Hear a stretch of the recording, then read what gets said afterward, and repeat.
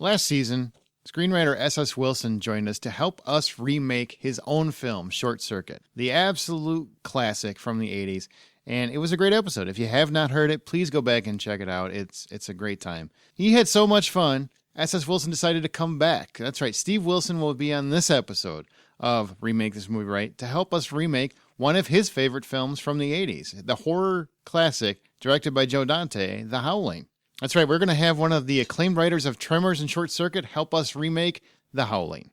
Another great episode. Steve Wilson is just a great guy and a fun conversationalist. I think there's a lot of great ideas here. We obviously love the film. We talk about practical effects. We talk about what changes can we make to make the story a little bit more modern.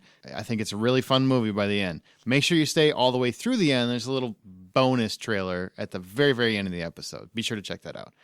Without further ado, it is time to sit down with S.S. Wilson and remake The Howling right.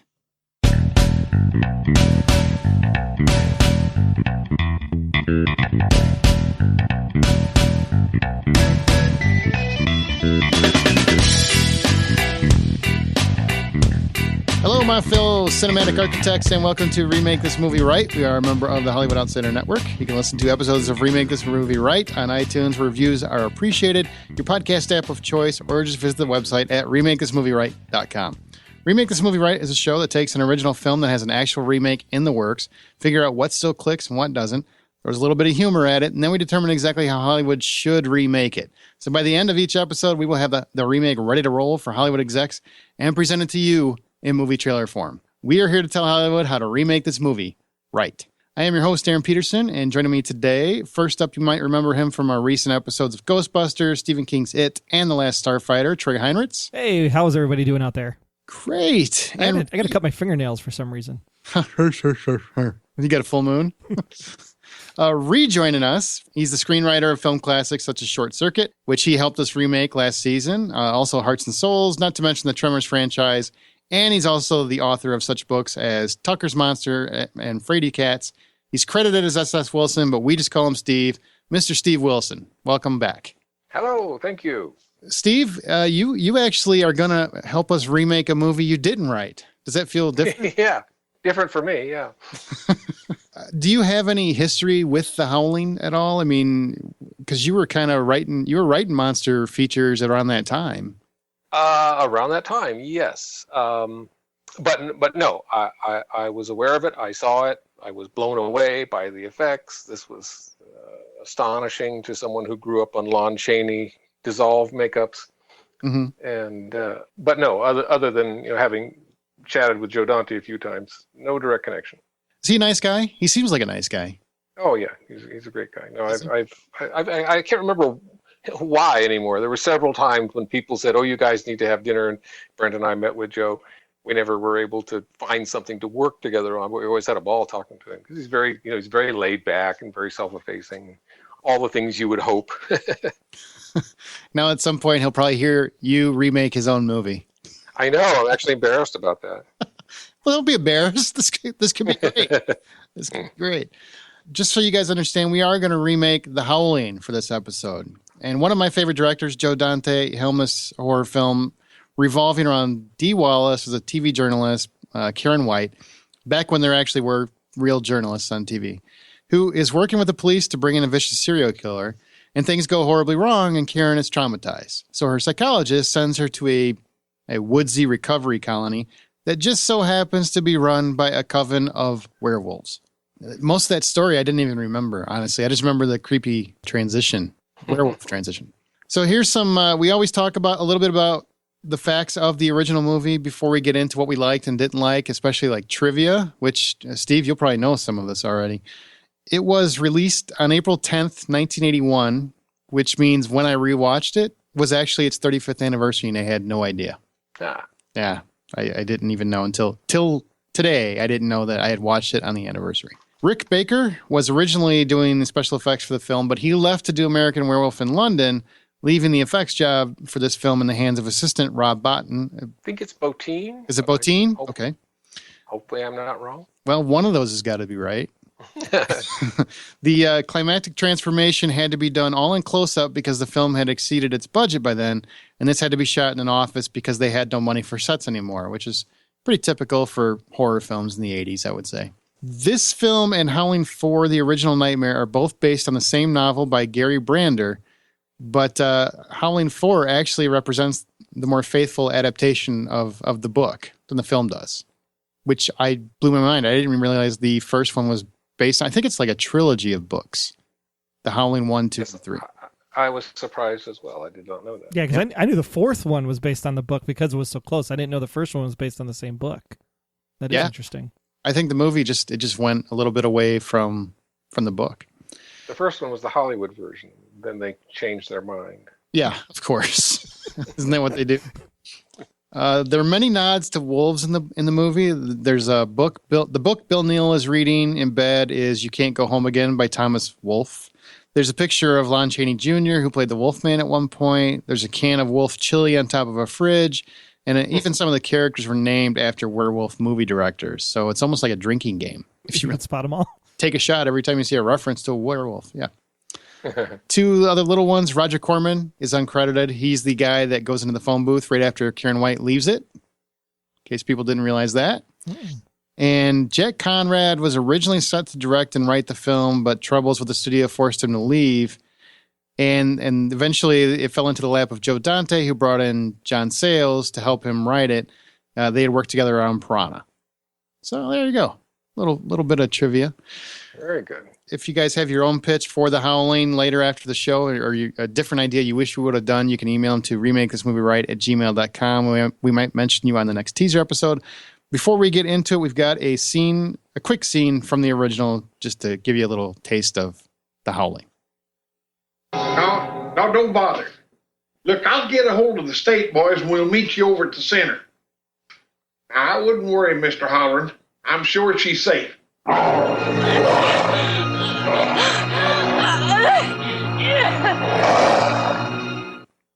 Spoiler alert, she's not safe.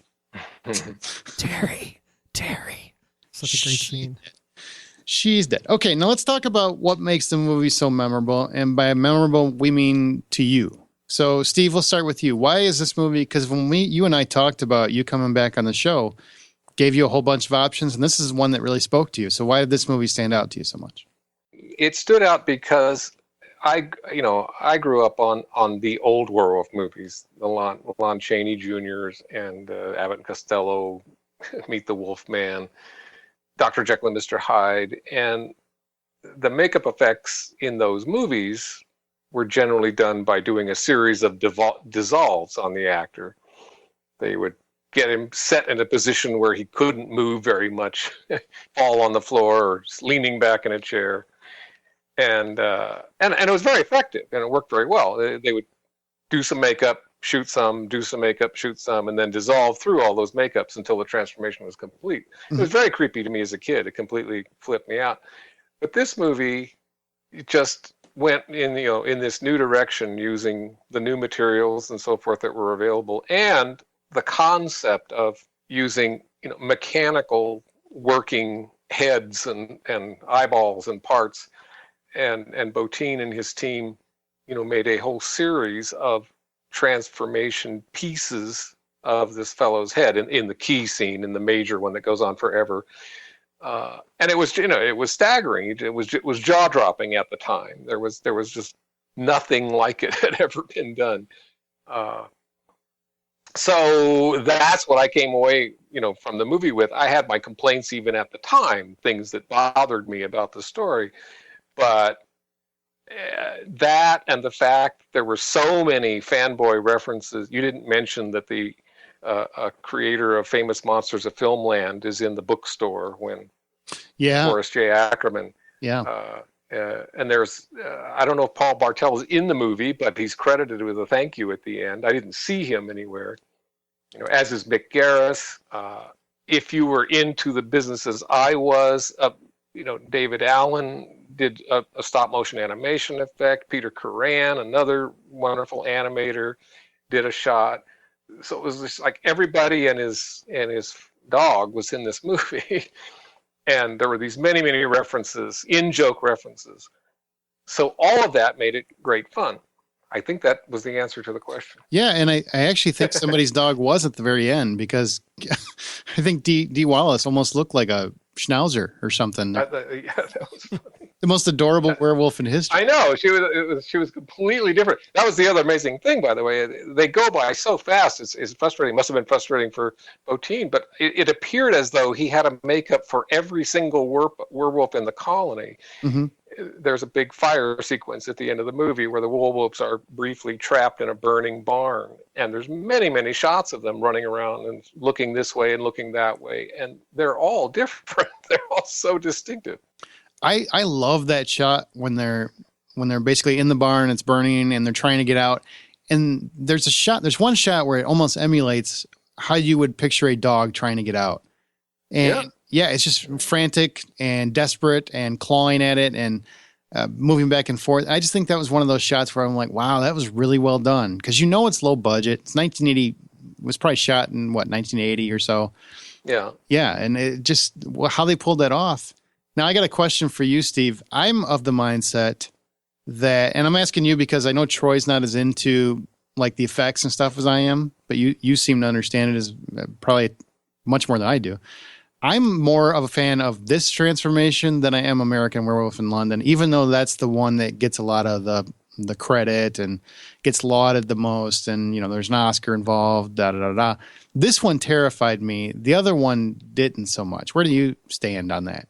Well, I think I would agree. This one is, this one is really, really horrific. There's a curious, I have not rewatched American Werewolf in a long time, but he's in a sort of an ordinary living room, which I think was a deliberate choice, isn't he? Mm-hmm. Yes, yeah, he's in kind of rolling around on the floor, and yes, and it was the same technology, many, many cuts, many, many makeup pieces and parts and animatronic pieces and parts cleverly cut together to make a sequence.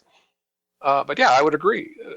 And I would give some credit to the actor whose name escapes me, who plays Eddie Quist, who is the guy doing the transformation. Even though it's not him part of the time, he sets it up and pays it off. And he himself is very creepy, scaring Dee Wallace. Poor Dee Wallace, who, of course, was never told what she was really seeing. Oh, really? Well, this is my assumption. I shouldn't say that. I never asked Joe this. Because they had to shoot, at the end in an office somewhere, mm-hmm. My impression of how Wallace is directed in the scene is something scary is happening, a guy's turning into a wolf, and we don't really know what it's going to look like, but be scared. That's my impression, because there are many cuts of Dee Wallace that don't, in my opinion, don't at all reflect what you've just seen. Yeah, I see. She's kind of looking this way going, oh my, look at that. Oh, and even at the time, I thought, I'll bet she never saw any of this stuff. Nobody was able to convey to her what it was really going to be like. And I think it's a shame. I think she got torpedoed, Oh, yeah. Well, she did. I think she did just fine. But I totally get what you're saying in that scene. She definitely, I think she should be a little more scared than she is. Just a hair. She's far more scared in the car at the end. Oh, she knew what was going on. Yeah. There, they said, there's werewolf claws on all the windows. And she's, she really is into it there. And the actor's name was Robert Picardo. I think he was the Star Trek guy, right? Ah, that's... Yeah, I want to remember, too, there was like we're talking about the budget cuts to do it in the office. I want to say there was an issue where they would do the makeup for Robert, and the cast and crew, in order to prevent overtime, they ended up having to leave at the end of the day. So Robert Picardo had to wear the actual makeup overnight because they didn't want to have to reapply it the next day in order to save money on the film. Ow. So you just got to walk around being a werewolf for a whole night. Now, what about you, Troy? Why did this movie speak to you? I really enjoyed it. I'm not much of the horror genre. I like more of the psychological thrillers, like thinking like The Ring or The Grudge for the more current modern audience kind of stuff. So this was interesting just to see like a classic horror type film. It won't be quite in the Universal spectrum, Frankenstein, things of that nature. But it was really great to just kind of sit back and watch Dee Wallace in a different character that we know her. Looking at E.T. as the mom and kind of trying to hold things together. It was very interesting to watch her performance in this. because it's funny as the movie goes along, you actually gravitate more towards Chris and Terry as the movie progresses, I think, more than you actually did Karen and Bill initially, which I found really interesting. Like, why would I be more interested in these side characters versus the main characters? And then, of course, you come back to the main characters at the end of the show. So from that perspective, I thought it was really interesting from a movie perspective that you would actually be able to enjoy the entire ensemble, especially back in the day when there was, such, limited actors and actresses that are kind of in that lead role kind of situation. Oh, instead of like a definitive hero, like it spreads itself out a little bit. Yeah, like you don't know who's actually going to come out on top when this thing is all over. And I found that part of it interesting, even though the story kind of meandered a little bit, and we can probably talk about that as we go to remake the episode. But the transformation was just so riveting. Steve mentioned it. It was a scene that went on forever. I would just turn it on the movie, and I would just watch the scene over and over and over again. Just like, how did they do that? It's 1981. I mean, granted, you just seen Star Wars in 77, but it's originally he was, I think Dante was going to try to do it all in one take, in one shot, and they just weren't able to get it done. But it was just so fascinating. Like the chess thing alone, just, being able to, I don't know, I'm assuming pump up a balloon or whatever, but it looks so real. Like he was actually going to have a boil explode on his chest. Yeah, and I like that they actually took the time, because I think a lot of times when they do these transformation, they're trying to move it along so you get to the monster. You want to take long enough so our hero is scared and they got time to look at it. But I think they really took so long for it to actually switch to a werewolf that it gave you more time to get invested in it. And I had friends that at the time were like, well, she wouldn't stand there that long. I would. I'd be scared out of my mind. I would move. I wouldn't flinch. I would fumble around for acid behind me and trying to find a way out. Yeah. And you don't know what's going to happen in that scene, too. It's why it's so mesmerizing, because you assume that he's going to kill her, potentially, but they had this weird relationship. And why did Eddie come out to her specifically, and why she was the first one to actually see him face to face? And so you don't know if he's going to just morph into a wolf and show her and then morph back, or if he's going to morph and then kill her. So the anticipation of what's going to happen next just makes that scene that much more intense as you're watching the transformation happen, which I think is why she stands there and watches it take place the whole time. I wonder, what do you guys think? Do you think his entire motivation was to turn her into a werewolf because he had an obsession with her? I mean, that seems like that would be the MO. That's Patrick Mcnee's motivation, the leader of the colony. Right. He says it very clearly at the end. We were going to turn Bill. Bill was going to turn you, and our secret would be safe. And that comes in one line of dialogue late in the game. Yeah. Now, Eddie is a wild card, too. That frustrated me a little bit, because I never knew. All I knew was that Patrick Mcnee must disapprove of what Eddie's doing, because Mcnee's character is trying to keep them all, safe, prevent them from killing humans, and teach them to eat cows. That's his goal. So Eddie is some kind of wild card. Eddie is out murdering people in I guess, L.A., and I assume that Mcnee is not happy about that. But we don't ever know, what all those steps are. And we don't know, as far as I could see. I watched it. I made extensive notes on my second run through. I never found any reference to why Eddie picked her out or what his goal was. Well, no, it's clear in the scene in the porno booth that his goal is to transform her, because he says, right, everybody else is just, they don't have what it takes, but you do, and I'm gonna change you in a way that you're gonna love. Yeah, which also alludes to the fact that they can really control themselves when they're in werewolf form, unlike a lot of movies. Yes, this was funny in that way. Yes, Dick Miller rapidly lays out all the rules in one incredibly rapid scene. Yeah. Whatever you thought about werewolves, forget it, because this is it, and this is it, and this is it. Except the silver bullet part is real. Oh yeah. It absolutely, yeah. It's actually one of my favorite scenes, partly because Miller is so good, and it is just so, it's very smoothly written. The questions from Dennis Dugan and Belinda Belaski are very natural, and his aggravated responses are very natural, and he just spits all this stuff out. He's a real pro. Miller he's like the Dante standard, right? He's in Gremlins. He's in all. I think he's in all of them. Yeah. So they obviously have a history together. You bring up Dennis Dugan, and that's funny. Do you know he ended up being like Adam Sandler's director of choice? I don't know. I did not know that. Yeah. I know he moved on to directing. He was in one of my short films way back in the day. Was he really? He was.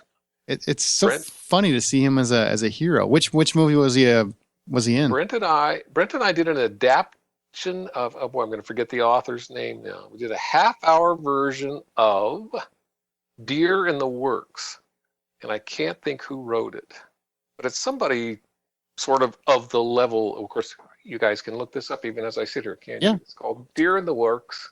It was a strange movie because it was the company that we were doing educational films for decided to do just a straight literary adaptation, make a short dramatic film, thinking that they would sell this to schools and libraries as they sold other films to schools and libraries. I don't remember that it did very well. It was long and it was expensive. Kurt Vonnegut? Was it Kurt Vonnegut? It is. I was going to say Vonnegut, but I was afraid to. Okay. Because it sounds so weird. It's a very kind of straight ahead story. Anyway, we're way off the track here. Anyway, yes, Dennis was our star, which was exciting for us at that time. That's really cool. Eh? It's all connected. Yes. It's all connected. Now, another thing that I loved, and this is, we'll talk about what we don't like here in a second, but the end when Karen goes on the air with the story of her being a werewolf, I thought was a really clever twist because that never happened in these movies. The secret's always safe by the end. Yes, I was astonished, and I had completely forgotten it. Oh, man. Don't you think more movies need to take those kind of chances? Well, yeah, I think movies should always take chances. Yeah. Right. Especially now when we're in remake and sequel hell. That's the new name of the podcast. Yeah. And we especially that. And we also need more burgers being cooked over the credits. I think that would Was that great? Yeah, that was a nice Just hold on the burger. Oh, it was a nice touch. Nice touch. Okay, anything else from you guys that you really liked about this that really spoke to you is why it's memorable to you? I guess the one thing would be, how they always have a purpose in the movie or a cause that they're trying to get across. And maybe there was a little bit of a cause with this whole, we don't want you to, kill humans. We want you to eat the cattle instead and kind of coexist. So I wonder if there was something there having to deal with, the Cold War and Russia at the time, somehow that, these two different communities could coexist with each other and they don't have to kill each other. So I thought that was kind of a nice tie-in at that point. Wow, you threw the Cold War in there somehow? Only you, Troy. It's hard for me to believe that that's what Dante and Sales were working on, but you never know. You never know. That's just how Troy's brain works. He goes. Okay, so what doesn't work anymore? And other than, yes, it is a little dated. Obviously, it's 35 years old. But what doesn't work for you now that you watch it? You're like, what was that about? Bill. I just never understood the purpose of Bill through the entire movie. She's this, super newswoman. She's on this trail of this potential homicide, mass serial killer, rapist, and yet she hangs out with this character of a pseudo. Was he even the husband? I guess he was the husband, right? Yeah, he was her husband. Yes. Couldn't even pick up the fact that he was the husband. Thought it was just maybe a long-term relationship kind of thing. He just never seemed to fit in with the relationship and why he was there and supporting her, and then the fact that it's the cliche of the guy cheats on the wife kind of thing. It just didn't work for me. Bill was just an uninteresting character from the start. It would have been better to have the lady friend who was kind of coaxing her to come to the retreat and kind of hanging out with her and chatting with her, have her be the one to turn her because it's something that a confidant she trusts in versus this husband who slaps her around and doesn't care about her, and it just didn't work for me at all. Well, I don't think he didn't care about her. He got sucked in to the colony, so to speak. Well, yeah, the progression is he completely rejects the Elizabeth Brooks advances, the werewolf lady's advances. So she bites him. He walks out of her house. She runs. She tracks him down. She bites him.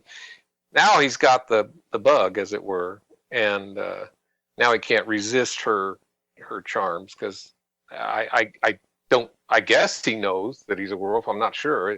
It's not clear. By the way, I agree, Troy. Absolutely, the character doesn't work for me. Yes, he's kind of dead weight, and literally. What you found interesting, I find strange from a sort of classical standpoint, that the movie just drops Dee Wallace and her husband Terry and Dennis Dugan, or Terry and Chris take over.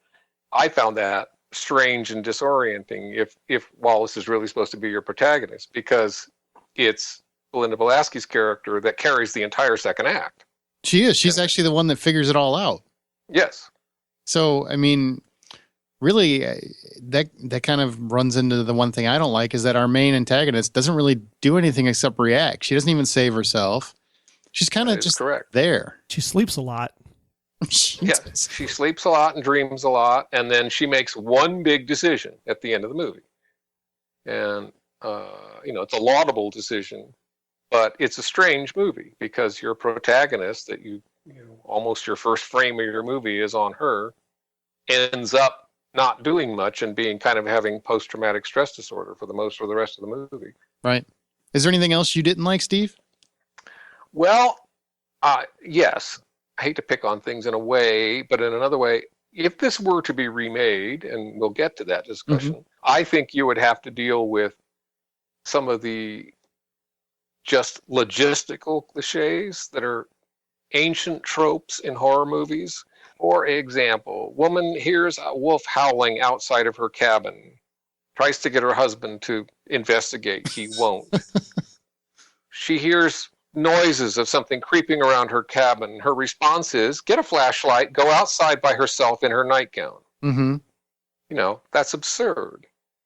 My favorite of all time, of all the cars in all the movies that would not start at a certain time, my favorite is in this movie. The cop car. They're racing down the highway, and the cop car that has a warm engine, has just been driven to that spot, doesn't start. I said the same thing watching this. I said, really, the one car doesn't start? Your only go-to is Slim Pickens is such a stupid werewolf. He just doesn't understand cars. He's never maintained it. But see, those things, well, they didn't play then, and I think you'd get murdered for them now. Because horror doesn't work if your characters are doing something stupid. It's this is ancient. This is ancient lore, but it's really true. And this movie has a number of things like that. Dee Wallace, who's a city girl who, according to her husband, has never ever heard a wolf howl. Right. Insists, in fact, she does know that it's not a dog. Further, later, she insists that something is wrong with the cows that she's hearing. And her response to that is to ask her friend, by the way, do you have a rifle? I have a flashlight. Let's go walking through the woods at night looking for things to kill us. And of course, that's even stranger because later you find out, well, the lady that's doing that is a werewolf and knows what the cows are for and knows why they're being killed. And my thought is, why is she encouraging Dee Wallace to walk around in the woods with a rifle when her friends are out there killing cows? So it has, the movie has many of those, and they're logistical in the sense that you just have to problem solve them. You have to find the ways for the characters to do things that the average audience member would do, because then the audience member goes, oh, damn, I would have done that. I would have been screwed. That's what you want. I'm just sort of starting there, but we want to move, I guess, to the bigger questions of how the movie would work on a broader scale. Absolutely, absolutely. But I got one thing I got to point out. Go ahead. My biggest pet peeve with the entire, which granted, the cow thing was ridiculous because I'm a big fan of when things occur in a situation that make you say you should get the hell out of there, you should probably get the hell out of there or not show those things. The cows are a prime example of, I would have left. The second daylight hit, I'm gone. Nobody's ever. Oh, yeah, right. I didn't think of that, but yes, absolutely. She already wasn't liking it there, so yes. Hey, go to Bill, say, Bill, we're packing up. Yeah, Bill, I just found a head of a cow. 2 cows. It's time to leave. We got. Next time I say wolf, you listen to me. And that's an interesting thing too. The movie really is. I was so surprised because I really thought the police car and a couple other things were my least favorite things from my memory. But there's another odd thing that happens immediately after they find the dead cows. The entire group of werewolves goes hunting for wolves. Right. And takes Bill along with them. And it's never explained what is going on. I assume that it's an act. I assume they're doing it to gain his make confidence. them feel better, make them less worried. It makes no sense. All of them know what's going on. You don't know if it's like some kind of like est activity or this is part of the retreat or whatever. Like, is it a social hour or something that comes out of the program? It just cuts to it so quickly. You're like, why are they hunting all of a sudden? Well, the only thing I got was maybe they're trying to put them at ease. Like, okay, we know there's wolves out there. Let's go get them. That's the only thing I could get out of that. Yes, that's my assumption as well, but it isn't said. And there's a couple of weird shots of Slim Pickens and John Carradine smiling sort of strangely. Mm-hmm. It relates to the moment that Bea Wallace and her husband Bill are kissing. She's wishing him well on his hunt. So I couldn't tell whether they were just leering or whether it's all part of the practical joke. But yes, it was just very strange because, most things were explained. Right. Albeit very quickly and very suddenly and in the last 30 seconds, but they were explained. And that was one that was just, what are they doing? It's an act, I guess.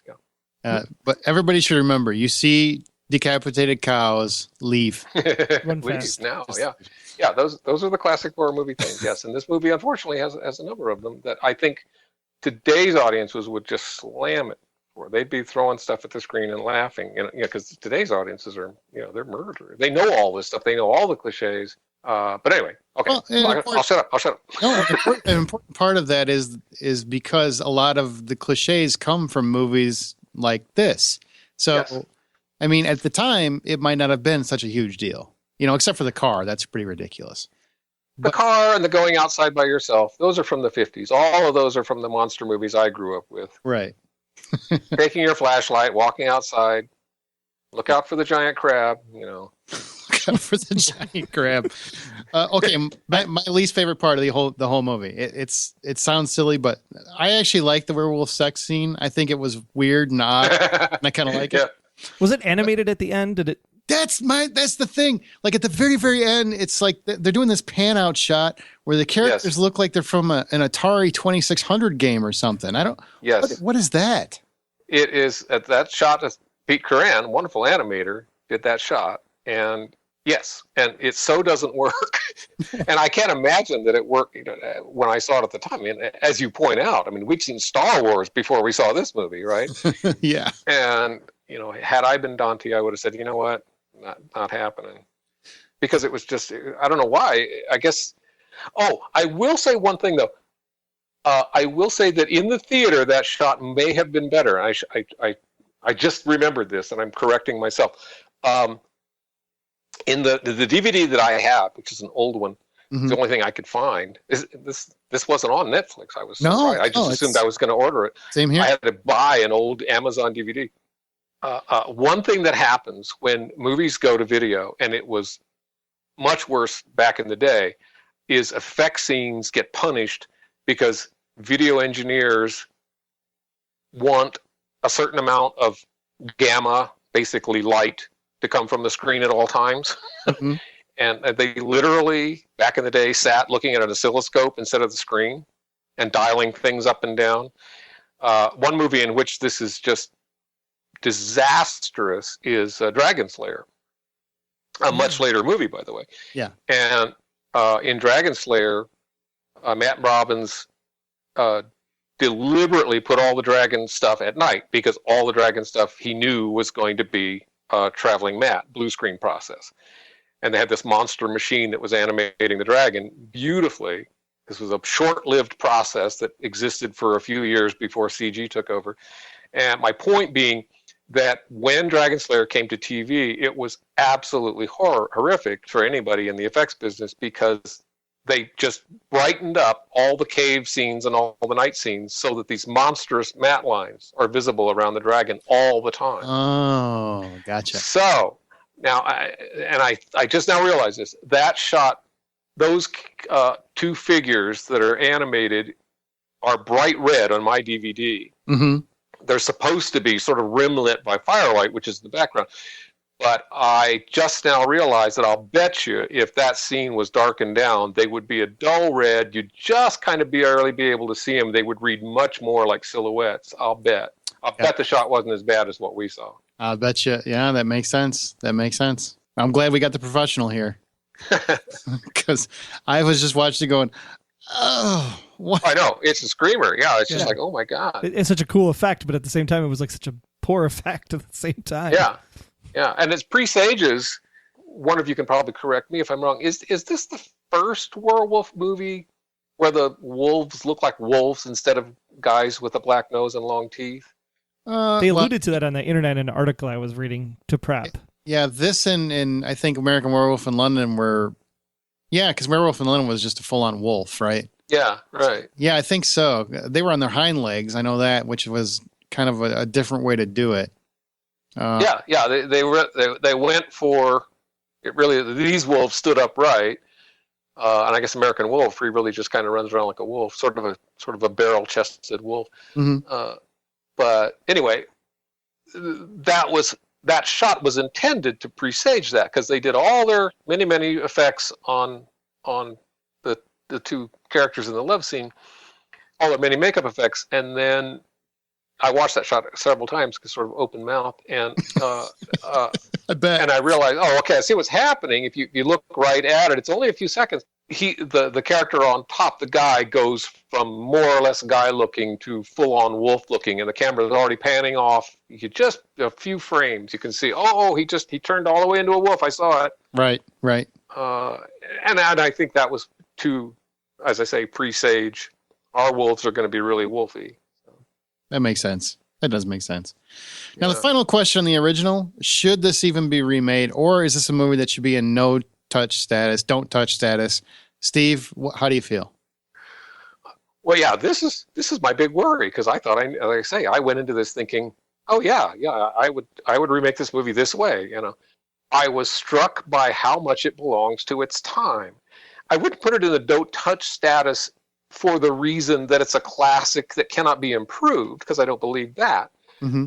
But I would say that all of the wonderful fanboy stuff would be less enjoyable now, wouldn't be doable now. You could do other in-jokes, I suppose, but it wouldn't have the same impact that it had on me seeing Forey Ackerman and Roger Corman and Wolf Chili and all those things. That stuff wouldn't play.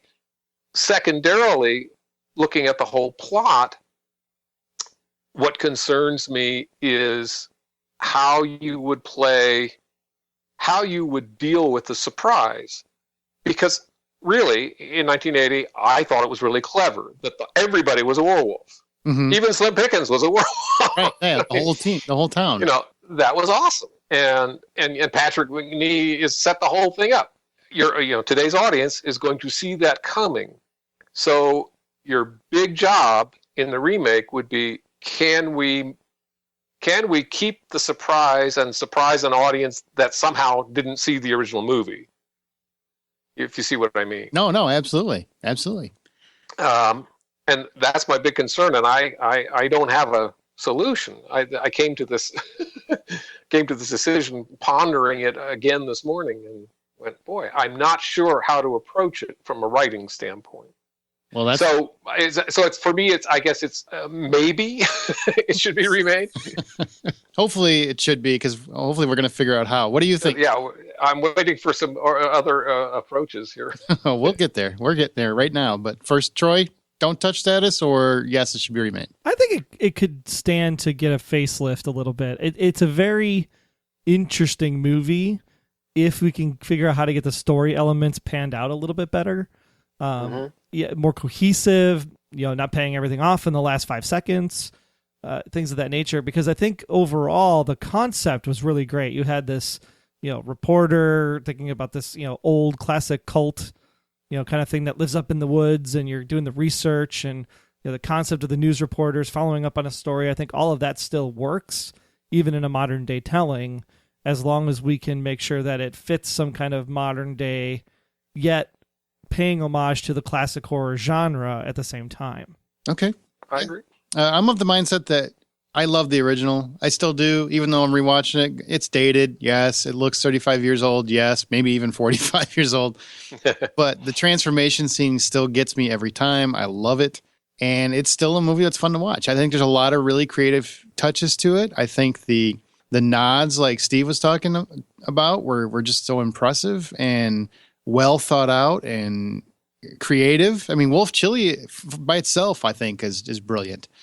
And there's a lot of little ones. There's a lot of little. Oh, there are. Yeah. There are. So It's really worth rewatching. I didn't know that Thomas Wilson is the author of that book. I kept thinking that book means something, and I couldn't think of what it was. Yeah, it's like everything in there is some kind of nod to werewolf movies, and yeah, I mean that takes extra work and extra thought, and you've got your whole team has to be pulling together, throwing that stuff in, especially on a low budget picture. And yes, there's a lot of wonderful love for the process in this movie. Absolutely. Of course, that's who Joe is too. So. Oh yeah, you can see it in every movie he's ever done. Yeah, absolutely. But I will say for today's youth, I don't think they know this movie. It's obviously hard to find. We all had a hard time finding it. I was surprised, yes. Yeah. So I think it's one that probably could stand to be remade. If anything, just to revitalize the original and revitalize the werewolf genre, which has really been dying for a while. Yeah, so. I was thinking that did cross my mind. There's no werewolf movies anymore, are there? Yeah, it's all the sexy vampire stuff, and then it's the zombie. Like there were other monsters back in that day. Let's get some of the other monsters going here. Yeah, really. Yeah. All right. Well, we're gonna get into it. We're gonna remake this movie right. First, we got another clip from The Howling, the original Howling. This one's a little less short. Hello, bright boy. Eddie? You know me, and I don't know you. Now, why is that? Where is she? Why? Was she your girlfriend? Where's Terry? Huh. Just down the ritual center, down the path. That's where Wagner sends us to, unwind.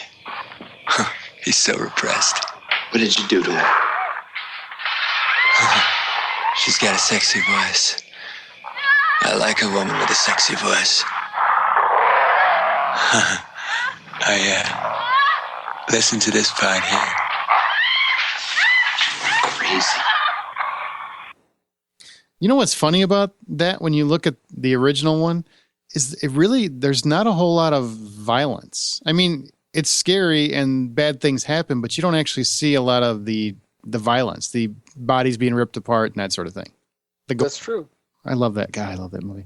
All right. Well, here's what we know about the intended remake that is in the pipeline. Imagi Entertainment nabbed the rights as of late last year or early last year. I'm sorry, about May or June, and they were actively working on a remake. But that's all we know at this point. And since The Howling is actually going to be getting a remake at some point, and because nobody really listens to us, we're going to determine how Hollywood should remake it. All remake selections that we're talking about, they are debated and settled by a best of 3 vote because we're trying to make one cohesive movie. So if there's an idea somebody throws out there, 2 people like it, the other person doesn't, we go with the majority. The only caveat to that is each one of us gets 1 cut. So if you don't like an idea that one of us has that we're going forward with, and you have a passion about it, you're like, I'm not doing it, yell cut, and whatever your idea is will be replaced. So everybody understand those rules. We're on board. Yes, sir. Right. Well, Steve, you had some ideas. So how would you start this? Do you have a full-on pitch, or do you have like a basic idea for a story, or where are you starting from? I have only concerns. I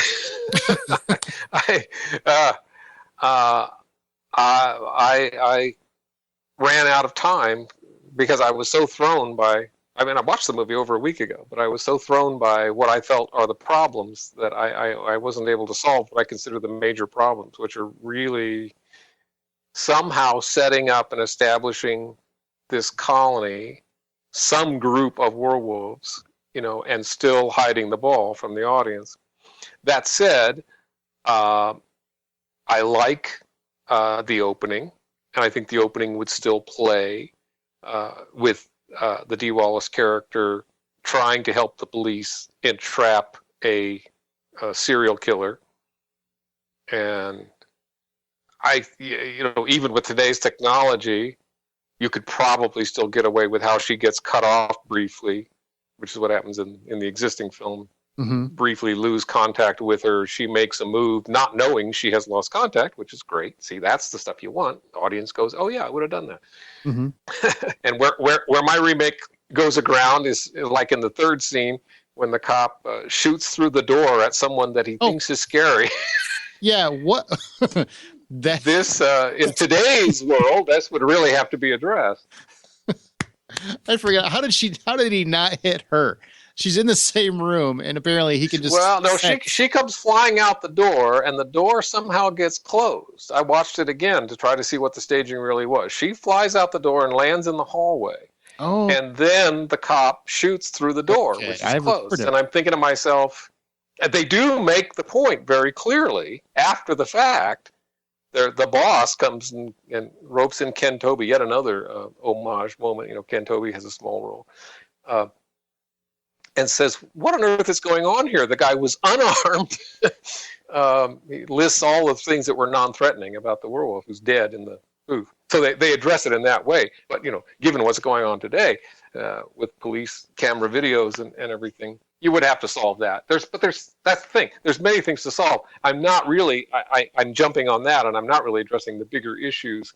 I do think you really would have to, if you kept that opening, regardless of how the werewolf gets killed, you would then have to decide if you're going to keep the Patrick Mcnee character, have her see a psychiatrist. I mean, as far as step-by-step logic goes, it all is fine.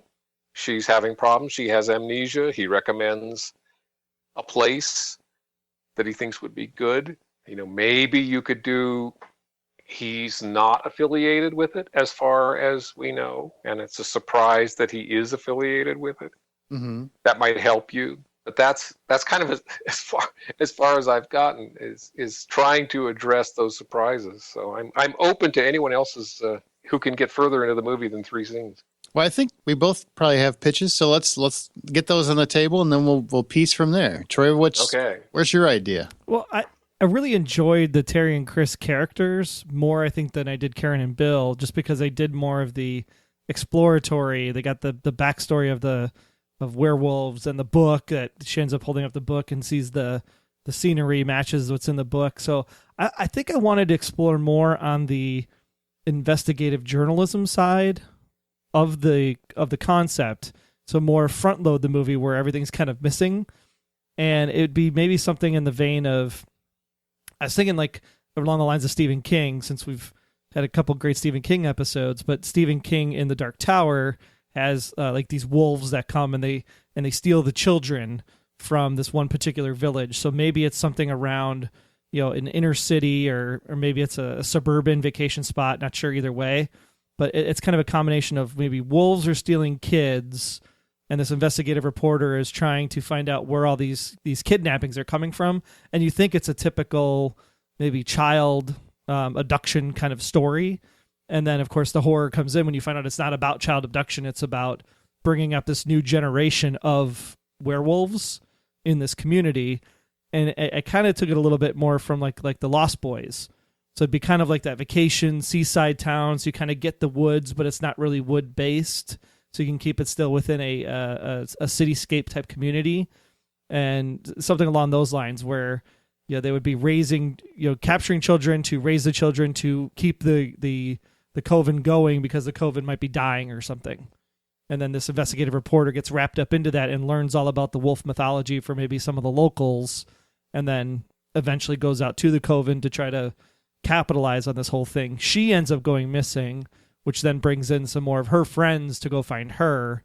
And then that's when the big secret is revealed or whatever. That's interesting. Interesting. Yes. Yes. Okay. Well, unfortunately, I was kind of going back to the original book by Gary Brander. The book was completely different. The woman's she's brutally raped in her house. The therapist recommends that her and her husband head to the small town of Drago, California to get away from city life. And then it turns out that there's actually werewolves there. I like parts of that. I don't like rape. I think it's too harsh for a genre movie. I already think the werewolves are horrific enough. I think you could just have an assault or something. But actually, what I was looking at, because if I want to tie it into the movie portion, was something in order to modernize it, something along the lines of like an internet or a YouTube personality, maybe somebody that's trying to dispel myths and is actually investigating a series of deaths, which, you know, kind of like a Making a Murderer or one of those true crime shows for Netflix, only it's for YouTube or something, or the internet of some kinds. Kind of like the Joel McHale character from the recent X-Files. Yeah, to a degree, just looks into mysterious crimes, and this person, who would still be called Karen, is looking into random murders. Have no idea that it's tied into werewolves, and gets a little too close. And when a character like an Eddie Quist, you could keep the same name or a different name, it really doesn't matter to me, basically isolates her, and the intent isn't so that he can make her a werewolf, it's to kill her because she's getting too close to their coven. And so, but when he does whatever, for whatever reason, the police end up taking him out, or he gets killed in some fashion, and so she gets away. And then a psychiatrist reaches out to her, because I think it would be too much of a coincidence for her to just happen to go to the werewolf coven shrink. You know, I just think that's a random coincidence. So a psychiatrist reaches out to her because he hears of her trauma and thinks he can help her, and leads her to this coven, because their idea is, since we tried to kill her and that failed, now we need to try to convert her. And that's where you come into the coven. I don't want it to be straight out in the woods like it is here, because it just feels weird. I would make it more of a small community, almost like a religious community, almost, where it's a bunch of people living near woods. So you could get that deep fog elements, but you could also have some kind of bedrock or streets where you can have some foggy nightscapes and that sort of thing as well. It would be a community kind of laying on the edge of a forest, but also close access to other living environments that are a little bit more civilized, so to speak. That's kind of where I am. So, Steve, those are our two. Now I'm in the chair of studio executive, I guess. That's right. It's interesting. I'm always embarrassed talking to you guys, because you always take things in much fresher directions, I feel, sometimes, than I do. I particularly was impressed with solving the problem back in Short Circuit of how he comes to life. He has some excellent ideas there. Thank you. I like Troy's idea that the coven is doing something to perpetuate itself. Recruit. That's interesting. Yeah. The idea of kids is a little scary, only because if it's little kids, now you're into a whole, your whole thing of like, well, are they all werewolves at the end? Have none of them been converted at the end? Are they all safe at the end? That gets a little difficult just tonally. But I also like the idea that Eddie Quist is a hitman sent in to get her, because that solves a big problem that's already in the movie, which is, why is he doing this? And does Patrick Mcnee approve? I assume he does not. And is he trying to get Eddie to come back? We don't know. Eddie does come back. Would either of you keep the element, which I like, but which isn't necessary to the overall plot, that there is someone trying to get them to toe the line, to keep a low profile, and there's this rebellion within the group? In the existing movie, it's the Elizabeth Brooks character Marcia, who is leading the revolt to screw this, I'm sick of eating cows. Yeah, absolutely. I think that we should be eating people. And see, I thought that's might be where like the horror element comes in a sense, because of course it's today's Hollywood, so we always have to be thinking sequel, prequel, trilogy right off the bat, right? If you don't have three movies planned out, you can't make the first one, right? Maybe it was something of they always wanted to like peacefully coexist in a way, but because they were afraid of the humans, it's kind of like Shrek, I guess, in a way. But because the humans can't get past the concept of them being different, the hatred from the humans to the werewolves caused the werewolves then to go on the offensive. Oh, huh? Maybe. The horror twist is actually the, like you said, the lesson you learn from this is that humanity really hasn't changed in their prejudice and racial tones or whatever. Even though we think we're such a sophisticated society, we haven't actually solved that problem yet. Like make it a discrimination issue. Exactly. Yeah, kind of. Discriminated against their kind for so long that they've just become sickened with us. Right. That's why they're taking from us in order to increase their population. Teenagers, not children. This leading you toward a much more humanized group of werewolves. Are we going to be able to get all the way to we kind of feel bad for them? Well, then secondarily, does that mean therefore that people know there are werewolves and whenever they find one, they kill it? Well, yeah. I mean, because people are automatically, because of all the books have perpetuated that they're horrific creatures. So many of them have come to consider themselves, I don't know. But in the movie, as it starts, do people know there are werewolves and they're worried about it? I would think there'd have to be some kind of cult. Like if you think about it from the Lost Boys perspective, kind of where it got some of this reference would be like the Corey Feldman character, where he's got this tribal knowledge. It's almost like the bookstore character. Someone has to have some knowledge of that this has been going on for years in this community. And it's just a matter of that person convincing someone that action should be taken. And then all of a sudden, maybe this couple, this Karen and Bill or Terry and Chris, happen to come to this seaside town in Washington State, because that's where all these like creepy horror movies are based. Cheaper than California too to film. Right, exactly. Yeah, right. And then maybe by them coming to town and doing this like expose story on the area, he gets to they learn the history of the area and then investigate all of these disappearances, whatever we decide to do, and then that leads them to the coven, and then stuff happens from there. Oh, I got a way to maybe connect the dots on all these different things we're saying. So you've got an internet journalist, somebody that's trying to make their name so they can maybe go to TV or something. So they're following like true life crimes, trying to document them, build them up, whatever. And they end up on the right trail for several deaths that are connected. They're connected to werewolves, but they have no idea. So they go to Washington, whatever. Let's say Washington, just because I agree that's a real ominous location, and there's a lot of trees, so they can have a community. It rains all the time. Yeah, it rains all the time. They follow it there, plus the Twilight vampires are there, and they they follow the trail, and that's where the coven sends Eddie Quist to kill this person because they're on the trail and they're getting too close. Because what they do is they do recruit. They're basically killing people, but then they'll steal them after they're buried because they'll come back to life because they're not dead. Kind of like Eddie Quist was put in the morgue and then he came back. Yeah, the wolves regenerate, right? And so, yes, they get them, they take them after they're long dead and buried, and then they take them to their coven and they recruit them that way, but not kids, because I do agree that would be creepy. I'm totally with Steve on that. You went too far on that one, Troy. Kids, so kids could be 20, cutting edge. Teenagers, like college students. No, we're an adults. Yeah, let's have adults or maybe later teens, young 20-something, so you can have that young demographic. Yeah. You know what I really like about this is one thing that helps you always, of course, is to have your protagonist a little more isolated from authority and so forth. Let's say your internet journalist has a bad rap for glorifying, gory, horrible murders. Yeah. So when he or she, goes off on this tear, hey, I think I found a whole town full of people killing people. Nobody really wants to listen. They're like, you keep doing this, you keep glorifying these horrible things, and you could say he's the. We're not interested. Yeah, it has no idea that he's tripped over something much larger, and then then he gets targeted, which I like. That gives you a big boost if Eddie Quist has a reason for targeting him, because it is strange in the current movie. He calls Karen and tries to set up this meeting with her, and you don't know why. Yeah, I like that. So that leads you into the movie really well, and it gives you a solid protagonist. And yes, I would. It's funny. I agree with Troy. Terry and Chris are much more engaging characters. It's in the writing. It's in the writing that the Dee Wallace character doesn't do anything. She's a wonderful actress. In the scenes that she has, especially the scenes with her husband, she's just sort of uncanny real. Absolutely, I agree. She's so good, and a lot going on in her face and everything. I hesitate a little bit to say, well, no, let's chuck the Dee Wallace and the Bill character and make it more conventional.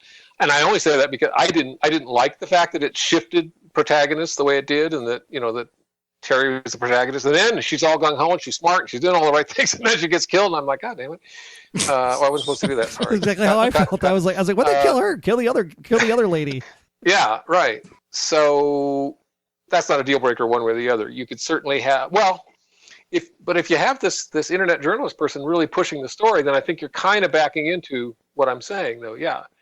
You take the personality of the Belinda Blasky character and you run with that, and you have a more conventional movie with a more conventional protagonist, unless you could get away with what you also just said a moment ago. It's someone else who gets close and gets captured or killed, and it's still your protagonist. It's still the Terry character goes in looking for them. I don't know, though. It's very appealing to say that it's the internet journalist who's he's just going from one murder to the next, running around taking pictures. Oh, I got another murder in Washington. I'm going to go do that one. Yeah. And it trips over bad stuff, and then really gets horrified because almost dies trying to figure one of these things out. And that's when Right. a shrink reaches out and says, come over, hang on, we've got this place where people can work through this stuff. And then you could actually still have where Troy was talking about, like the Corey Feldman character in Lost Boys, where you have the people with like the comic book, the Frog Brothers, is that what they were? Yeah. Where you have like Terry or a Terry character that actually believes in werewolves and maybe sees some of their stories, maybe sees some of this journalist stories online or something and knows that it has to be related. And so she's investigating it at the same time, kind of like a parallel story, or do you think just keep it with our antagonist? Oh, I got it. Uh-oh. What if, so going back to like the Karen and Terry separate characters, right? Maybe Karen is the original YouTuber that believes in all this stuff, right? You can say that, that strange and paranormal, nobody takes him seriously. The proverbial boy who cries wolf. Sorry, bad pun. Girl who cries wolf. Yeah. So that you take that character and maybe because they're getting too close to the coven, right? The Eddie character comes in, attacks her, kills her, captures her, whatever, and she disappears. Because in the modern generation, all of these fans are like super, super, glommed onto their podcasting, YouTubing communities. Yeah, there's this Uber fan, Terry, who goes, hey, I haven't seen or anything posted from Karen. I want to find out what the heck's going on. And she kind of follows the clues to follow her to the town, where Terry then meets up with the Frog Brothers to learn about the area. And then Terry goes to find Karen and the coven, and things happen from there. That could work. So many different ways to go. Then you can play up the internet stalker horror part of it too, if you want. Well, you can have that run in conjunction. I actually think I like that idea, but I think you run them in conjunction. I think you still have our internet journalist with the coven, not realizing they're all werewolves, and not realizing that they're trying to bring her along. I think you ditched the husband. I think we've all almost Bill's out. simultaneously agreed with that. Yeah, Bill's out. You still have her go through all that stuff and try to work through whatever she's going through because they want to bring her over amicably. They don't want her to, because she's written so many stories and whatnot, they don't want to take a chance. So they're trying to get her to agree to be a werewolf. So while she's going through that, then you have this obsessive fan or whatever that's looking into it, trying to find out, and they believe that it's actually werewolves, where Karen, I assume we just keep the same character name, who's actually with the coven going through what they think is therapy, has no idea they're werewolves. But the obsessive fan, because they're nutty, comes to believe that. So Karen's almost like a publishing about supernatural, paranormal. No, I don't think supernatural. You threw that one in there. I don't think it's supernatural. I think it's true crime. I just think that, like Steve was saying, where the internet journalist is constantly going and reporting on these gory stories and going too far and not respecting the story. So nobody will take her seriously. Yeah. So Karen's a true crime investigator, goes to Washington to figure out about these college campus disappearances or whatever from this town, ends up being traumatized by what she finds. No, because Eddie Quist the character of Eddie Quist is sent to kill her. Oh, I gotcha. Okay. And she escapes narrowly, and Eddie is killed. And then a psychiatrist reaches out and says, I can help you because you can't get through this. I'll help you come to our colony and we'll help you get through this. The colony is full of werewolves, which would be the last act surprise, which you would never see coming. And the person that would show up to help our character escape would be this nutty fan that nobody would take seriously.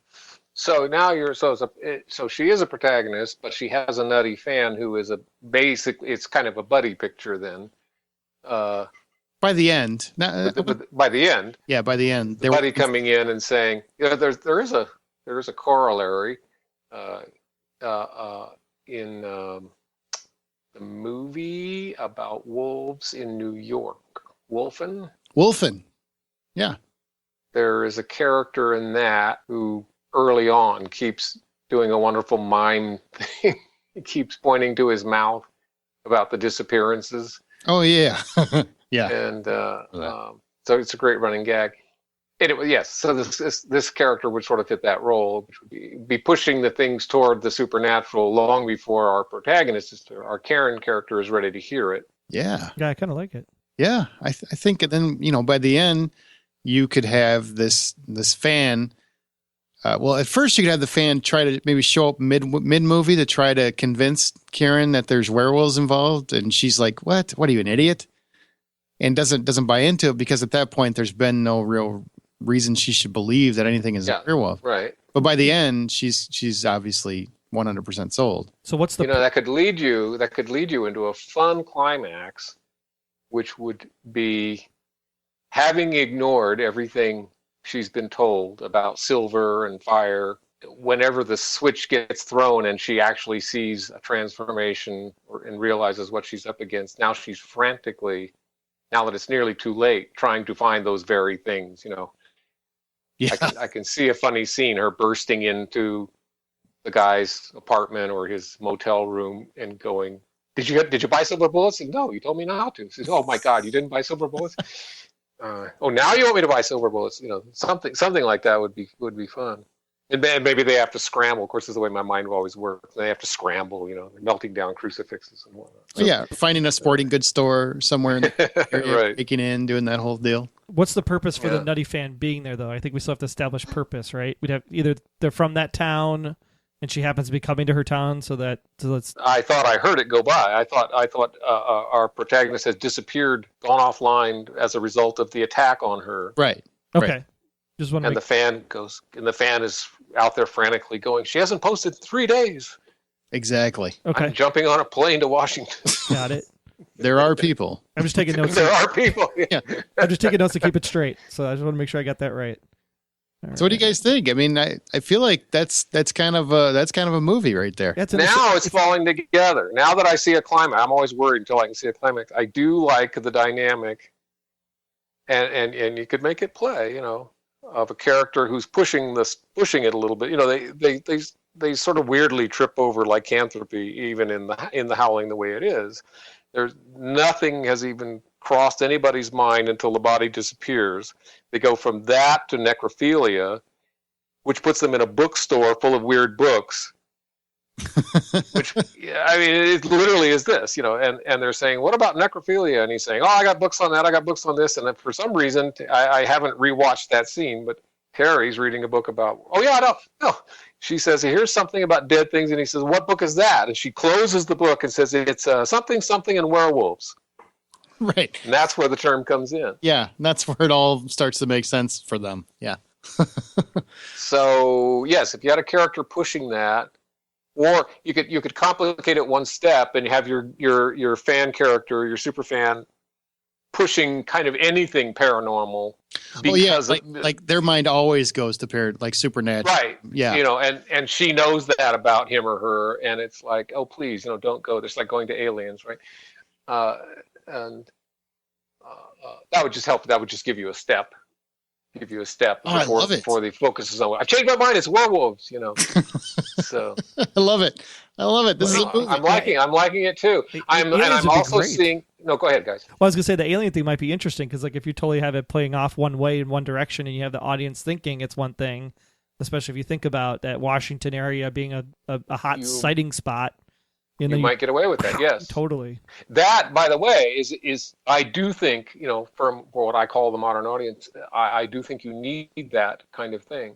It would be funny for the character, especially if you did the hard work of laying in the right kind of clues, like John Carradine mentions UFO.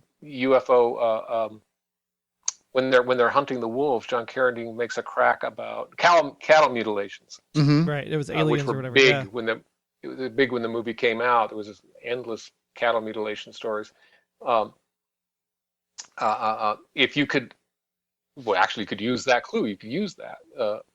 That's where our fanboy goes first, and then, which discredits him, especially with her. Oh yeah.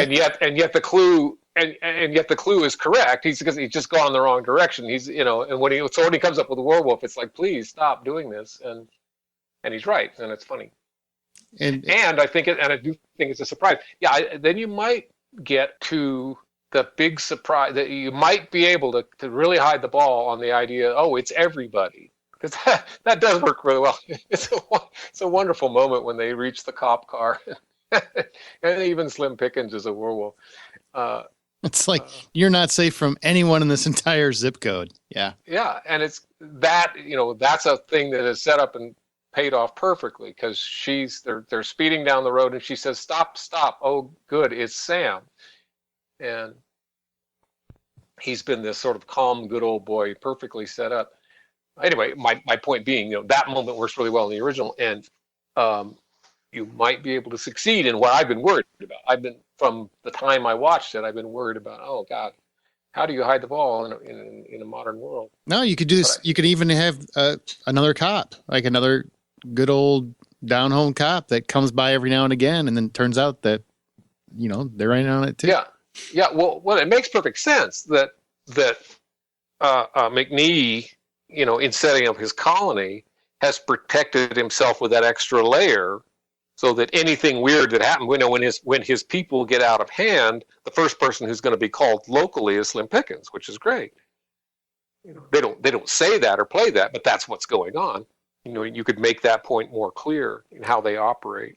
Absolutely. And then once our character of Kieran finds Terry the Nut, who's a nut in this one, and they get everything they need, silver bullets and the fire, they can basically either try to escape or end up back in like a barn or a large room that they can lock them in and try to burn them alive as well. I mean, if you want the same similar kind of end all, or do you want them to just get out of there alive and there still be this colony still on the run and nobody will still believe them?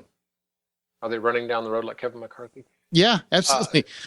They could be doing that. Now, here's a big question, though. Here's a big question we haven't addressed. This movie has one of the most unique endings of any horror movie or werewolf movie out there. You can argue, I think, that there are other things she could have done, like go sit in a doctor's office and do this. Mm-hmm. She didn't necessarily have to have herself killed, although she was, I guess, upset and didn't want to live as a werewolf. Which wasn't very clear. And what a nice time when you can just walk into a TV station with a rifle and nobody questions it. Right. I got it. I got the ending. Okay. All right, hear me out. So this entire time, the internet journalist has been trying to get the story so they can actually get legitimacy, right? So that's why nobody will take her seriously, because she's always chasing. She's an ambulance chaser for the most part, and then she actually comes on the story. But nobody's ever going to believe that it's werewolves. But she is clawed at the end as they tried to escape. She is one of them. So she has turned. So she uses the opportunity to hold a press conference because, she's fallen off the grid. She uses I found the solution. I know who the killer is of all of these people that I've been investigating, which brings, media in, because media would fluctuate. You do a press conference and she turns, not like on her own show or on the internet. She does it in front of an entire news organization, in front of CNN, in front of MSNBC, in front of everybody, all the big hitters, and finally gets both her legitimacy as well as shows the world that werewolves are real. Is there a denouement where they go burn down the town, or is there? Yeah, that's before that. I'm not disagreeing. I mean, because I do think that ending is just so unusual. And then, of course, he immediately undercuts it. Some of the audience believing it and some of the audience not believing it at all, which, of course, is very real. Mm-hmm. Well, I wonder if you try to take it a step further. What I'm getting at, I guess, is if you do it your way, or she's smart about it, she does it very publicly, so there's absolutely no denying it. Right. I guess you're implying that she's won. They go in and they wipe out the werewolves, I think is what happens in that. Or they go in and they catch them all, or they do something to them, which, by the way, is not wrong. Because Troy, you're the one who talked about franchises, right? Right. And I have to hear this all the time now. And one of my big pet peeves, I'm sure I've talked about it before on the podcast, is movies that don't end because we're trying to set up our franchise. If what you do, if you did that big ending and it was really cathartic, in this version, I think the werewolves would have to be really evil, kind of the way they are in The Howling. We wouldn't split the difference and talk about discrimination, and they're kind of people too. you say they're completely all out nuts, and they're kidnapping people and turning them into werewolves to keep their lifeline going. So there's some kind of cathartic destruction of the werewolf community as a result of what she does. And that's your ending. It's like she wins big. And somewhere else in the movie, for the studio executives, you lay in why that's not going to succeed, why one of them is going to get away or something. That's my favorite way to do a franchise. Well, my favorite example is, I'm always saying this to executives, or I was, when I was pitching them more regularly. I'm always saying to them, you can always get a sequel. If we are so lucky that this movie is a monster hit, you can always come up with a sequel. There's always another shark, and there's always a way to do it. And my favorite example, not that I like the movie particularly, but after the third Alien, is it the third Alien where Sigourney Weaver jumps into a vat of molten metal? Yep, comes back as a clone. And she still comes back. You can't keep that girl down. So here's a way to do it. Maybe use the nutty fan in a way. So maybe in the escape or the burning of the building, Karen, gets scratched or bit or whatever, like she does in the actual original. And maybe as they're prepping for that CNN mass media interview where she does the change, the twist for our movie is that she doesn't get shot like she does in the original, but maybe somehow, I don't know if she gets killed because they're trying to whip out the werewolves altogether some other way, right? And the nutty fan actually did get maybe they conspired together in the dressing room, so the nutty fan actually gets scratched or bit by her. You don't see it, it's off camera. And then as the nutty fan is driving away with the news breaking on the radio or something, she ends up stopping at some truck stop diner, and you can still do the whole, hey, I'd like a burger rare to close out the movie. And it's the nutty fan who ends up being the continuation of the story. Yes. Or maybe I think what Steve is saying is if you do the press conference in public, there's no debate. It's 100% guaranteed. Yeah, it's werewolf. Whereas if they did it on the internet, there'd be half the people that would say it was makeup, it's fake, and half the people would say, man, that was real. That looks so real. Mm-hmm. So maybe my solution was to nailed it, because this person can never seem to get the legitimacy that they want, so that they're going to do this internet thing, and they even screw that up to a degree. Maybe. That's certainly a way to go. You could certainly see them kind of blowing it, missing their opportunity in that way. I would lobby for the bigger ending, not that I necessarily have the solution, because I would lobby for a full-on happy ending, like the shark blowing up in the original Jaws. It's just like blown to pieces, buddy. But even Jaws came back. Oh, absolutely. That's personal. Yeah. There's many sharks. I would lobby for it only because that's my bent. That's what I feel like. A successful movie breeds a franchise better. A successful cathartic ending leads the audience to want to see more than the classic question mark ending, which has been an ending since The Blob, at least.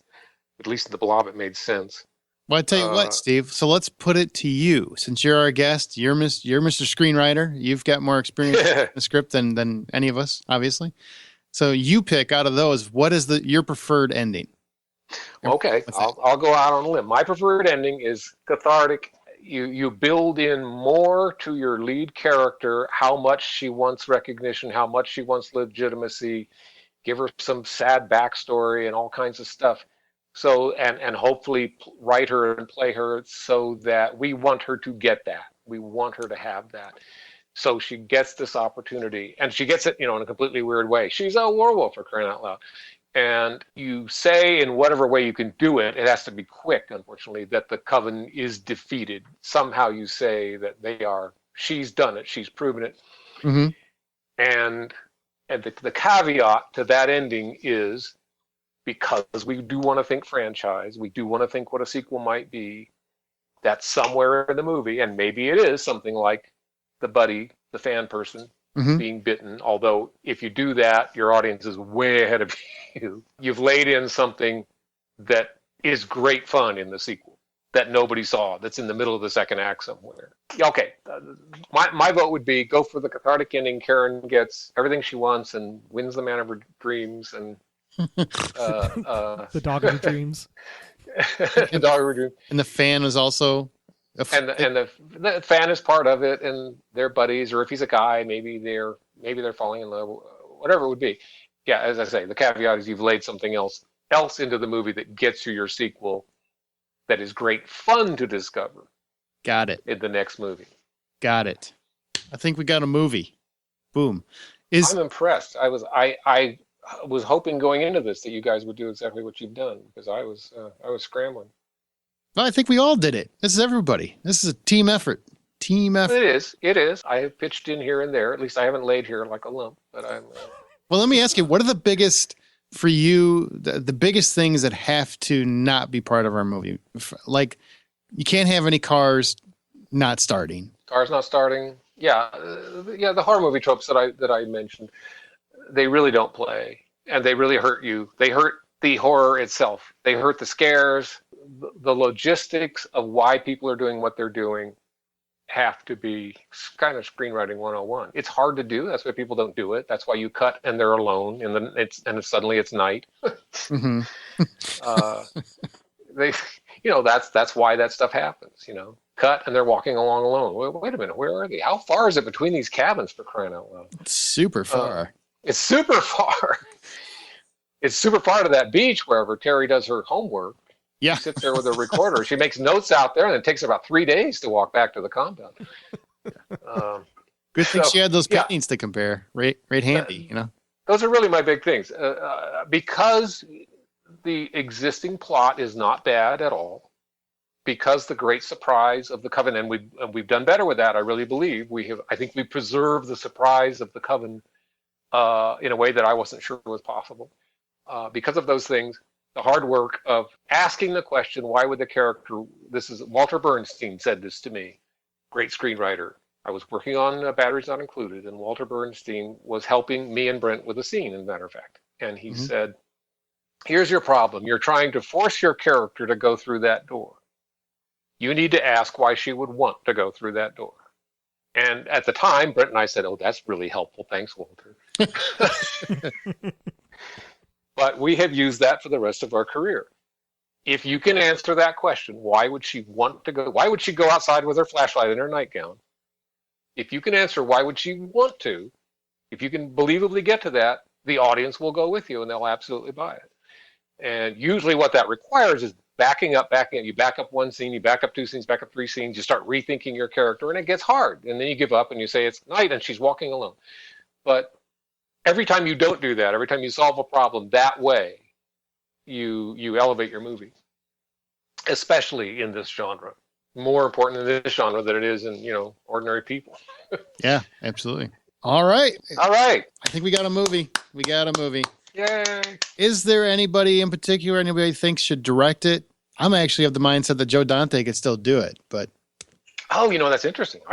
Yes, why not? I mean, Dante came to mind first. I did go looking, and I thought maybe Danny Boyle could be a possibility. Oh. Okay, yeah. 8 days later. I'm probably I'm going to stick with Joe Dante just because I think the guy still got it. Oh, I think you go to Joe first. Absolutely. Yeah. I think absolutely. Yeah. And I would consider Edgar Wright. I would throw him in there. Ooh, that would make it a lot more funny. Well, but he's done a range now. He's quirky to be sure. But, That's true. Well, here we'll pitch it to Dante first, and then if he doesn't bite, we'll go to Edgar, and then if he doesn't bite, we'll go to Danny Boyle. All right. There's our slate. Anybody in particular for Terry and Karen? I'm terrible at this. This is why I need casting directors. I cannot think of anybody until they say it to me. I'm terrible. Troy? I guess the only name that came to mind was Kate Mara. Oh, from House of Cards? Yeah, just not really. Oh, see, the minute you say it, I get. She's awesome. She's tiny and she's energetic. That's great. Yeah, she like totally I thought of Terry and I thought of her right away. Oh, so you want her for the loopy fan? Or the lead, doesn't matter. I thought of Terry and who would look like Terry today, and well, she could do either. She could be the grounded one. She could be the grounded Karen, which is sort of the way we're thinking. But it would actually be fun, I bet, to see her do the energetic, slightly wild-eyed loopy thing. I don't know that she has done it, but I don't have no doubt that she could. Ooh, how about this? It's going to sound a little weird. You have Kate Mara play Karen, and you have her sister Rooney Mara play the nutty one. Because she loves playing crazy characters. It's a gimmick movie. We got it. There you go. And they're both talented, so it's not like they're bad actresses. It's not like you're not doing it for the gag, right? No. I didn't realize. I didn't know they're related. That's what I know about anything. That's funny. Nostalgic moments, just nods to the original. I think you got to have that transformation scene, right? Mm-hmm. Well, that not to delay us any further, but boy, that's an interesting question. Mm-hmm. Unfortunately, the game is completely changed, and the audience is going to be thinking CG, even though there's a large subset of audience that does not like CG and very much supports real effects, physical effect. Mm-hmm. Yes, that scene has to be there. Absolutely, yes. I don't know how you reinvent physical effects mindset. I would rather have physical effects in this. Yeah, I think it would be great to turn the people loose today who have been building on that technology for 30 years. Tom and Alec of Amalgamated Dynamics and a host of other people with what they know now, to task them with, let's do this again, guys, with everything you know now. I think it'd be an awesome. That might even be a selling point. That might even be in your press release. Yes, absolutely. Alec Gillis just got a Kickstarter movie off the ground by going online and saying, I'm going to do a movie with as much physical effects as I possibly can. And he raised, I don't actually know what the budget was. It wasn't a lot, but he got his Kickstarter money, instantly. Really? And the movie is called Harbinger Down. Okay. Not a bad movie at all. Incredibly low budget, very clever, and well directed. I mean, you never know whether a guy like Alec Gillis, who has done effects all of his life, he may or may not be able to. The fact that you have stood around on sets all of your life doesn't necessarily mean you can direct. I was quite delighted with it. It's an interesting plot. It is very much a homage to The Thing, which is kind of what he was pitching. Lance Hendrickson's in it. Yes, he is. Oh, He is freaking great in it. Oh my God, it's a really different turn for Hendrickson. That's a nice surprise about the movie, is what his character is. So by all means, go get Harbinger Down. Anyway, my point being, maybe you do exactly what you were just saying. I was thinking you couldn't do that, but of course you could do that, and you could make it a plus. You could say, guess what? When you get to the inevitable, werewolves in this movie, they're going to be largely real effects, on-camera effects, and make that a plus. And I think people would be interested. They'd go, "Oh, really?" It's funny. There's a whole bunch of Facebook people called, I forget what their sites are called, but they're linked to my Facebook page, all about old physical effects, new physical effects, and who's really doing physical effects. And screw CG, we're tired of it. Well, I got to be honest with you. I've seen a lot of CG wolves, computer-generated wolves, and I just don't think they ever look good. I haven't seen one that impress me. Yeah, they look like the dogs in Ghostbusters running around. Yeah. Which were great. Stop-motion animation dogs. Yeah. Now, if you could get it to look like the bear from The Revenant, I think now you're talking. Now you're talking. That's funny. Maybe less mauling of the characters, but less mauling, yeah. Why not make that part of the pitch? I think that's actually a really good idea. I had an idea for a nostalgic moment. Was at some point there's like a stuffed Mogwai somewhere. Yeah, just in reference to Dante. Just absolutely. That's a good idea. Maybe it's in the Frog Brothers or the library or bookstore or wherever they go to. You keep saying the Frog Brothers. It's not Lost Boys. I know. But whatever the place is that the Nutty fan goes to find support. Yeah, that's one sad thing about updating these things. God, you just go to the internet now. It's always, if you're going to be realistic, it's just people sitting at computers, and they're not talking to Dick Miller and his, running up and down his ladder in his store. No. It's just a great scene. He's on Wikipedia, and he's trying to figure out, where do I get silver bullets? Oh, yeah, right here. Okay. Yeah, right. And they recommend this case to go with it. Now, if I remember right, in this Howling, the full moon didn't mean anything. They could shapeshift whenever they wanted. Correct. That's correct. Dick Miller explained that, yes. Yep. I want to keep that, definitely. If you guys, Oh, I think so. I think that's a good. I think it's a funny bit. Yeah, and it gives your monsters way more power. Which is the funny part gonna... that they always keep shooting the full moon as the transition piece. That's true. They do. Yeah, I didn't think about that. That's funny. That's funny. They do. Oof. Well, I think we got a movie, but we also got one more clip from the original. You guys ready to hear it? Sure. Let's do it. This is the final clip, and this is almost adorable for a horror movie, but here's the final clip. But now for some of us, that choice has been taken away. A secret society exists and is living among all of us.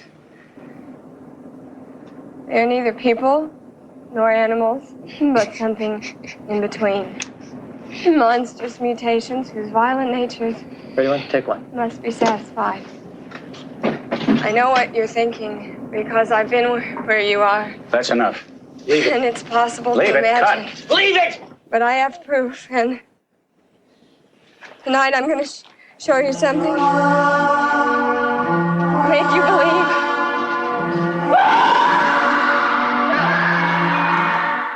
Yeah.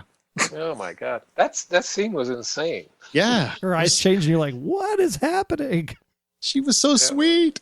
You got to give her a cameo in this remake. You just got to if she's willing. Oh yeah, that would be a good thing to do if she was up for that. That'd be great. Yep, definitely. Oof, well, I think that's a movie, but you know what? We always do at Remake This Movie, right? We put together a trailer that's basically a summary. How would you describe this, Troy? What is our trailer? Because I'm losing my train of thought. It's the coolest thing ever because it tells people what the movie's about in one of the most awesome vocal stylings ever from Wayne Henderson at MediaVoiceovers.com. I think he does a really great job because, being that it's a podcast, you can't see the visual that goes along with the trailer. It's a great radio trailer, and it actually is sometimes better because then you don't know what to expect because you haven't seen the whole movie in 2 minutes. Yes, the radio trailer's a lost art. It's returning now to the podcast. Yes, absolutely. Woohoo! Thanks to Wayne Henderson. So we're going to go ahead and play it. This is Wayne Henderson's version of The Howling. Well, this is our version. Wayne Henderson representing our version of The Howling. Here you go. Take it away, Wayne. Desperate for respectability, Karen is an internet journalist with a lead. Journeying into the shadows, Karen narrowly escapes the jaws of a sadistic killer. Unable to shake the trauma of her brush with death, she agrees to take part in a remote support group based in the Washington countryside. Terry is an avid fan who becomes obsessed with Karen's recent disappearance and sets out on a hunt of her own. Terry soon learns the truth about Karen's new friends, and if she cannot convince her in time, Karen may just prove to be the next victim for this coven of werewolves. Join us this fall as director Joe Dante harkens back to an era where monsters were truly terrifying as he reimagines his own horror classic for a new generation. Stay still. Be quiet. Did you hear that? It's The Howling. All right. Great job, Wayne. Woo! Yay! As always. I want to see that movie. You do, and you should get a story by credit. At this point, that's what I think. So what's I going think on? you guys should. No, well, we all should. All three of us. There you go. Hollywood. Pay attention. Oh, now we're running into guild problems. So Oh, no. What's going on with you? What else is, as we close up shop here? I mean, is there anything? Oh, well, let's see. My partner and I are circulating a TV pilot. We have not circulated it widely yet. We're still searching the waters. And I am desperately trying to finish Freddy Cats 2, which I was supposed to have out for Christmas, and guess what? I didn't make it. But I'm almost through my first draft of Freddy Cats 2. The Freddy Cats Meet the Mummy. And That'll be good. That'll be good. I hope so. It's been a very interesting process because the Frankenstein story lent itself very well to the concept of the Freddy Cats making a lot of trouble for Dr. Frankenstein. And mummies are, when you think about it, sort of passive. Yeah. It's taken a lot more thought than I thought. I thought, it'll be easy. I'll just go through all the monster movies and I'll have Freddy Cats in them. And I'll have my franchise. Because of the way I think and because of the logistic problems I'm always trying to solve, and I feel it should be solved. It's been a devil of a thing to get the story together. I hope it works. I haven't reread the thing for months. I'm still working on the climax. Anyway, Frady Cats 2 coming out sometime this year. And like I say, my partner are working on have finished a TV pilot that we're hoping to interest someone in, and then we are developing another idea in concert with Ron Underwood. Oh, really? Director of Tremors. Yeah. And it does not have a home yet. It doesn't even have a script yet. But he tasked us with a problem. He said, "Guys, all of us." Ron works, a huge amount in television. He does television shows back to back all the time. But we've all talked for years. We've all talked about, gee, it would be nice to work together. And he said, "Well, I would love that. And let me challenge you guys with a challenge. I want you to come up with a really cool story that is your voice, that has absolutely no special effects in it, so that I have the possibility of raising money, and really doing it low budget the way we did Tremors." And we went, a wacky story with no special effects. So we've been working on this for weeks now, but we actually have something that we're getting excited about. Oh, that's awesome. So in a year or two, we might actually see a new movie or whatever it is. Possibly. Well, that would be no, this would be a feature. Yeah, this would be a feature deliberately designed to be low budget, that we'd go back into the trenches and do it the way we did Tremors. So that'd be fantastic. We'll see, That'd be awesome. but without any monsters. Now I'm curious. Now I'm really curious. I can't wait. Yeah, well, yeah, thank you. We took Ron's challenge as a joke at first. We spent a week talking, and then we fell into this idea that I can't say anything about. Would this really work? Could really sustain? So we're still at the hammering phase of can we sustain this limited locations, limited cast, and still make it 90 minutes long. That's the goal right now. And different, and it's not Friends. It's not 5 people doing sitcom in a room. It's what we do. Me and Brent. We have to have a wacky premise, or we're not happy. So I want to thank you one last time for coming by. It's always a pleasure when you come by. Thank you. Well, it is a pleasure. I have to say again, your podcasts are interesting, and your professionalism is refreshing, and your literacy is refreshing. Your conversantness. What's the word I want? Sure, we'll go with that. Your knowledge of film history and that stuff is refreshing. And so, yeah, it's a pleasure to pitch in on these things. And again, I thank you for coming up with more than I had coming into this one. Oh, you're always welcome to come back anytime you want. Thank you. Well, keep me posted. Keep me posted on your next list that you're considering. Absolutely. I'll shoot it to you as soon as we get one worked out. And then if you feel like coming back, we'd love to have you. Oh, thank you. Absolutely. Okay, I'll let you get going. Troy and I'll do the wrap up. I will head off then. Thank you, guys. Thanks again for coming, Steve. Good to see you again, Steve. You too, Troy. Good night. Bye-bye. Okay, well, that's going to do it for this episode of Remake This Movie Right. Thanks again to Steve for being here. Remember to check his books out. You can find Tucker's Monster, Frady Cats, as well as buy any of his movies. He is a great writer. He's got some classics out there. Listen to our Short Circuit episode if you haven't. Troy, wasn't that a great episode as well, if you haven't listened to that one? Yeah, absolutely. The Short Circuit one was probably one of my favorites of the series, just because it was a really great concept, I think, that we came up with. This is actually, I'm surprised this went as well as it did, because I had some real reservations, like Steve coming in, like, how are we actually going to make this work? Because parts of the story, when we were rewatching it, it's just like, oh my goodness, who wrote this thing? But it's a good movie. It's just dated. Unfortunately, when you're watching a movie that's 35 years old, a lot of the things that we see as cliches now weren't necessarily cliches then. So I mean, true. It's a different way of looking at it. Came out well. I'm impressed. Yeah, absolutely. I want to see this movie, like right now. I want to see this movie. And we're going to reach out to Steve, invite him to come back. I love when Steve comes on. He's honestly just one of the nicest guys, a great conversationalist. And he's got obviously better ideas than we do most of the time. So I think we have a nice vibe going. Yeah, I love what he said too about, give it, the purpose to walk through the door. And I think that was where I was struggling with the remake kind of in my head during the course of the day today. Was, what is the purpose of all of these characters at the end of the day? Just to go find wolves in the woods. It wasn't a good enough purpose. Right. So, yeah, I love the fact that he adds in some of that, like, writing 101 to help really move these remakes along. there's a lot of screenplays and screenwriters I wish would adhere to those rules. Like, why would they go through that door? That would be great to figure that out, wouldn't it? Why were they in the movie in the first place? Yep. There's a lot of movies that ignore those rules. So we need more S.S. Wilsons in the world. That's what we need. Thanks again to S.S. Wilson for coming by. Always appreciate it. And thanks to you, Troy. Where can people find you? Currently, we just wrapped up our 11/22/63 podcast on Hulu. All 8 episodes are now streaming, so you can get a 2-week free trial and binge all 8. And then check us out at 11/22/63podcast.com. Or Blacklist is back in full swing, so be sure to check out Aaron and I over there at theblacklistexposed.com. And Wayne Henderson, always available at mediavoiceovers.com. Thanks, Wayne. You do a fantastic job. Fantastic job. Steve said so himself.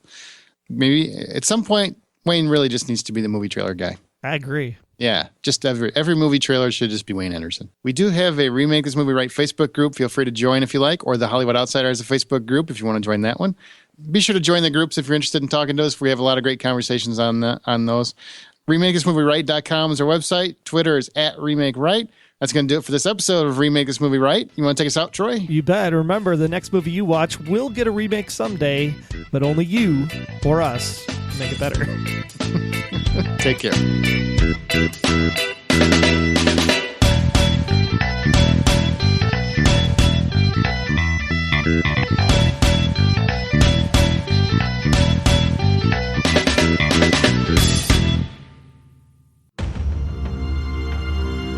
Desperate for respectability, Karen is an internet journalist with a lead. Journeying into the shadows, Karen narrowly escapes the jaws of a sadistic killer. Unable to shake the trauma of her brush with death, she agrees to take part in a remote support group based in the Washington countryside. Terry is an avid fan who becomes obsessed with Karen's recent disappearance and sets out on a hunt of her own. Terry soon learns the truth about Karen's new friends, and if she cannot convince her in time, Karen may just prove to be the next victim for this coven of werewolves. Join us this fall as director Joe Dante. Unless he's busy, then maybe Edgar Wright or Danny Boyle. One of those guys. Schedules can be a bitch. Oh, sorry. Where was I? Right. Join us this fall as director Joe Dante harkens back to an era where monsters were truly terrifying as he reimagines his own horror classic for a new generation.